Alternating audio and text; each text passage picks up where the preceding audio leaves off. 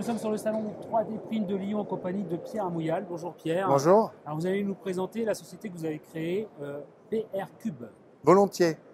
Donc PR Cube est une jeune société dont la vocation et la spécialité est de fournir des solutions techniques pour l'impression 3D aux industriels qui souhaitent réaliser du prototypage ou de la pré-série, on dit pré-série bonne matière, en utilisant les solutions d'impression 3D qui sont aujourd'hui disponibles sur le marché.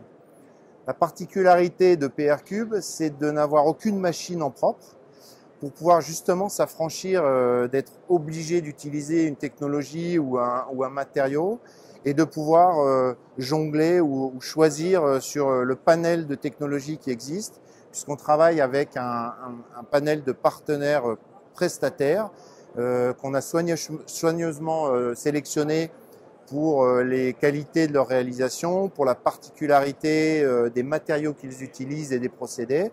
Et l'avantage, c'est de pouvoir guider le client en lui préconisant la meilleure matière, le meilleur procédé par rapport à son cahier des charges.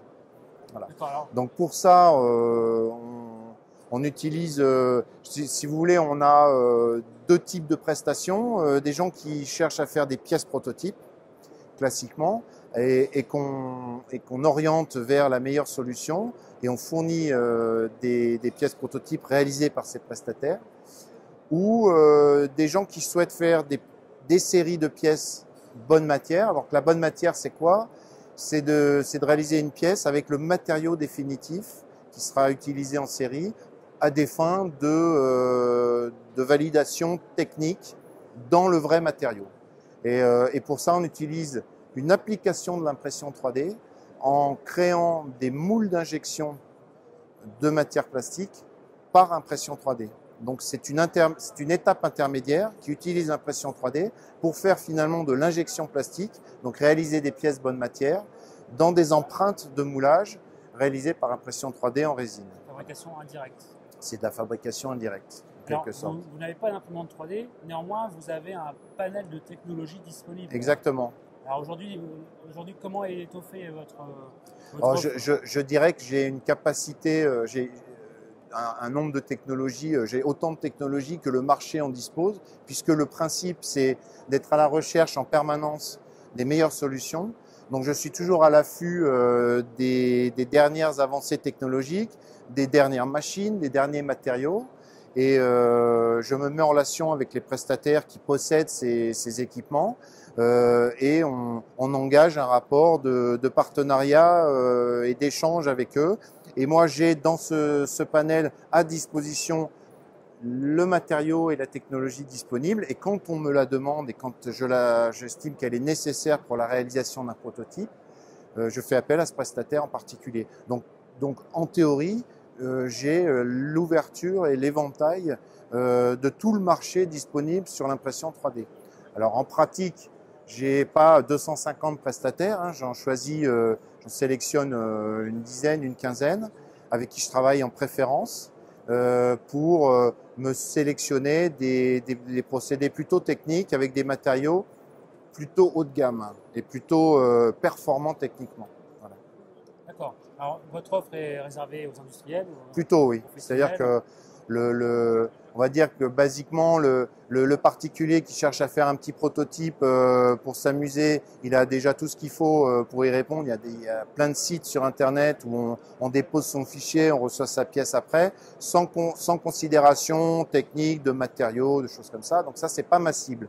Moi, je m'adresse aux industriels qui ont des problématiques de prototypes fonctionnels avec des performances mécaniques, avec des contraintes à respecter sur les matériaux et aux demandes de bonne matière, c'est-à-dire des gens qui veulent le matériau final en toute petite série.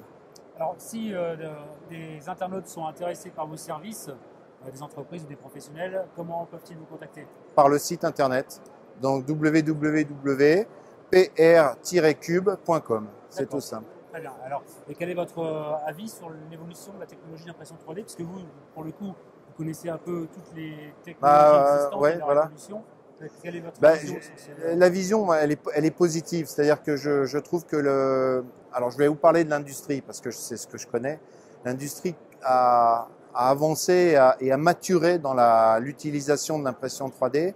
On a passé le cap du miraculeux et du tout possible avec l'impression 3D. Beaucoup de gens sont revenus un petit peu de cette première vision. Donc, commencent à savoir où et comment utiliser l'impression 3D et avec quel bénéfice. Donc, je trouve que le marché a maturé. Mais en termes de technologie, on a aussi une segmentation qui devient plus claire.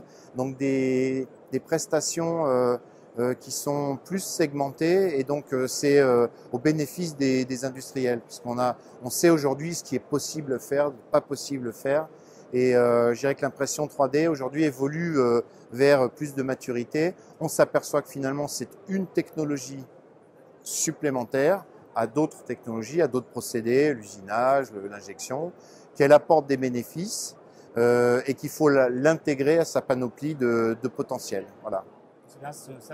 Ça vient s'ajouter et il faut passer par des sociétés comme PRCube pour aller directement à la meilleure technologie parce qu'il y a encore un foisonnement de technologies, une évolution rapide des procédés et des technologies, beaucoup de matériaux qui arrivent. Donc, on va dire que l'industriel, dont c'est pas le métier, peut être encore un peu perdu dans tous ces procédés différents. Et donc, on est là, et PRCube est là pour l'aider à mieux se retrouver dans ce tissu de différents procédés et à aller tout de suite à la meilleure solution. Très bien. Et merci Pierre pour cette interview. C'est moi qui vous remercie. Et bonne continuation. Au revoir. Au revoir.